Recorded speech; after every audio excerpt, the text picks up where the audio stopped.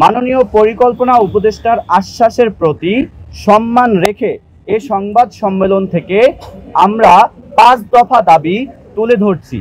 এগুলো হলো: দাবি নাম্বার 1, আগামীকাল রোববারের মধ্যে অন্তর্বর্তীকালীন প্রশাসন গঠনের প্রজ্ঞাপন জারি করতে হবে।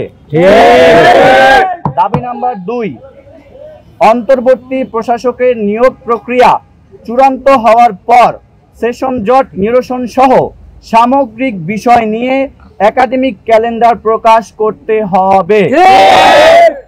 একই সঙ্গে ভুতুড়ে ফলের সমাধান, বিভিন্ন ইস্যুতে অতিরিক্ত ফি আদায় বন্ধ সহ যাবতীয় অসঙ্গতিগুলো স্পষ্টভাবে সমাধানের উদ্যোগ নিতে হবে। অন্তর্বর্তীকালীন প্রশাসন গঠনের পরবর্তী 2 কার্যদিবসের মধ্যে 24-25 সেশনের ভর্তি পরীক্ষা আয়োজনের উদ্যোগ গ্রহণ করতে হবে।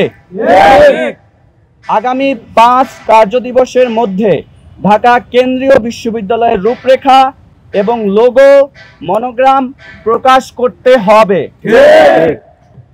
আগামী 1 মাসের অর্থাৎ আগামী 16ই জুন 2025 খ্রিস্টাব্দ, আমি আবার বলছি, আগামী 1 মাসের অর্থাৎ আগামী 16ই জুন 2025 খ্রিস্টাব্দ এর মধ্যে নতুন বিশ্ববিদ্যালয়ের অধ্যাদেশ জারি করতে হবে। একই সঙ্গে 2025-26 অর্থ বছরের বাজেটে, আমি আবার বলছি, আগামী 2025-26 অর্থ বছরের বাজেটে নবগঠিত বিশ্ববিদ্যালয়ের জন্য অর্থ বরাদ্দ দিতে হবে। আমাদের দাবি মানা না হলে আমরা জনদুর্ভোগ এড়াতে এবার সংশ্লিষ্ট মন্ত্রণালয় ঘেরাও করতে বাধ্য হব।